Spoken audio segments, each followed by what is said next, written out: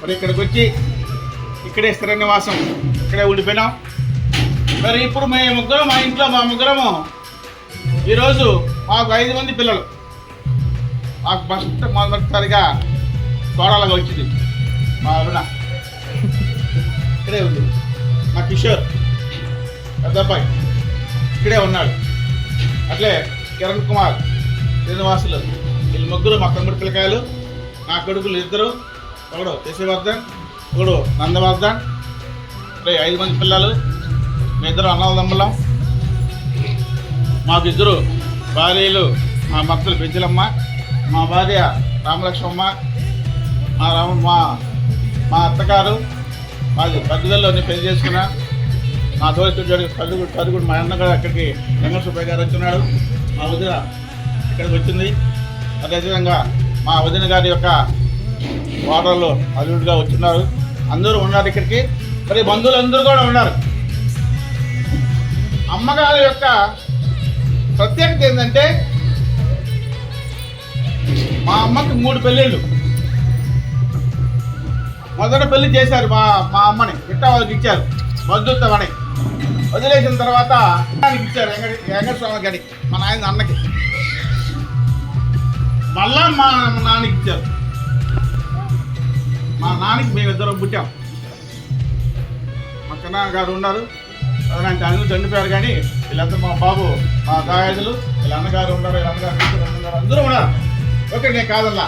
అమ్మ యొక్క ప్రత్యేకత ఏంటంటే 3 పెళ్ళిళ్ళు చేసుకున్నా సరే పిల్లలు పుట్టిన తర్వాత, నాయన చనిపోయిన తర్వాత ఎవరు ముఖం కూడా చూసింది కాదు. మగవాడిని చూస్తే విరక్తి తెలియదు అంతే. ఒక మాట చెప్పాలంటే చక్కగా మా అమ్మ చక్కగా మాట్లాడుతుంది. అది మమ్మల్ని ఆ రోజు నుంచి మా నాయన చనిపోయినప్పుడు నేను 6వ క్లాస్ పూర్తి చేసి ఉన్నా అంతే. మా తమ్ముడు దొందు అనేవాడు, దొందుగా అనేది వాడు కాదు. మాకు కాకుండా కూడా అప్పటి నుంచి ఆ స్థాయి నుంచి మా అమ్మ మమ్మల్ని పెంచి పెద్దవాళ్ళని చేసి నన్ను ఆఫీసర్ చేసింది. ఇది మా అమ్మకు గొప్పతనం. నేను ఎందుకు కష్టాలు పడ్డా కొడక నువ్వు చదువుకో అని చెప్పింది నా తండ్రి. నేను చెప్పలా, నువ్వు చదవరా బాగా అయింది, కానీ నువ్వు బడికి మాత్రం వద్దని మాత్రం మా అమ్మ చెప్పలా. కష్టపడి మా అమ్మ చదివించింది. మా అమ్మని గురించి కూడా మా అమ్మకి హిస్టరీ కూడా 2017 సాక్షి పేపర్లో ఒక ఆర్టికల్ రాశాడు. లక్ష్యాన్ని సాధించిన తల్లి అని ఆర్టికల్ పెట్టి మా ఫ్రెండ్ శ్రీనివాసరావు చాలా పెద్ద రాశాడు. నా దగ్గరకు వచ్చి నన్ను అడిగాడు. ఎందుకని అడిగాడంటే, ఇంకోటి నేను ఒక అబ్బాయి బడికి రాకపోతే ఆ అబ్బాయిని నేను కొట్టా, టిఫిన్ పెట్టిస్తే వాడు టిఫిన్ తిని మళ్ళీ క్లాస్కి పోయాడు. అప్పుడు అతను అటు చూసి నా కాడికి వచ్చి అడిగితే, అప్పుడు నన్ను అతను అడిగిన తర్వాత నన్ను అడిగాడు, నువ్వు ఎక్కడ చదివావు, ఎక్కడ ఏందని అడిగితే నేను వివరాలు మొత్తం చెప్పాను. మాది వాళ్ళ అతను దాట అక్కడ ప్రిన్సిపల్ చదివాను, డక్కీలో చదివాను. తర్వాత నేను మళ్ళీ అంగడిలో చదివాను, ఈడి నెల్లూరు చదివాను. రాష్ట్రీయంగా ఉద్యోగం చేస్తానంటే నా ఇష్టం రాసుకొని వచ్చి మళ్ళీ మా అమ్మకాన్ని వచ్చేది. మా అమ్మ ఇక్కడే ఉంటే మంచం ముందు కూర్చోబెట్టే, మంచం ముందు కూర్చొని ఫోటో పెట్టేసి భర్త మా అమ్మని అడిగితే, మా అమ్మ చెప్పేది ఏంటంటే, ఆయన మేము పొట్లాలకు ఎదుకులోవాళ్ళం, ఊరూరికి పోయి తిరిగేవాళ్ళం, ఏపీ నాకు కారించి నేను చూస్తే 5 బల్దాలు చెప్పేసి ఊర్లేని అవన్నీ నోట్ చేసుకొని మొత్తం మీద తల్లి నీకు నమస్కారం అని చెప్పి దండం పెట్టి మా అమ్మకి అతను అక్కడికి వెళ్ళి మొత్తం ఆర్టికల్ రాశాడు.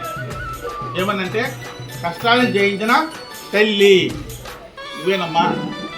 ఈ రోజుల్లో కూడా ఇలాంటి వాళ్ళు ఉండాలని చెప్పని చెప్పారు. కాబట్టి మొత్తం మీద మా అమ్మ యొక్క కష్టాలు ఎన్నున్నా కానీ ఈరోజు మా అమ్మ లక్ష్యము నెరవేరింది.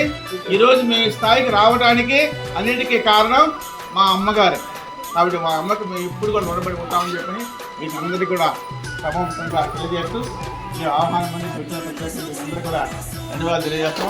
ప్రతి ఒక్కరు కూడా అన్ని తప్పులు చేస్తాం, కానీ లాస్ట్లో ఆలోచించి ఆ తప్పు చేయకుండా ఉండాలనేది నా యొక్క కాన్సెప్ట్. నేను చెప్పా ముందుగానే, మా అమ్మ 3 పెళ్లి చేసుకుంది, నేను చెప్పకూడదు ఆ మాట, కానీ చెప్పాలనిపిస్తుంది నాకు. అప్పుడు తప్పు చేసిన వయసులో తర్వాత పిల్లలుగా కన్నా తర్వాత మా అమ్మ మగవాడు మోహంగా చూడలేదు. అసలు సకాలంగా మాట్లాడదు ఎవరితో కూడా. పక్కింటికి నిప్పు కూడా పడదు, అగ్గి పెట్టి కూడా పోదు మా అమ్మ.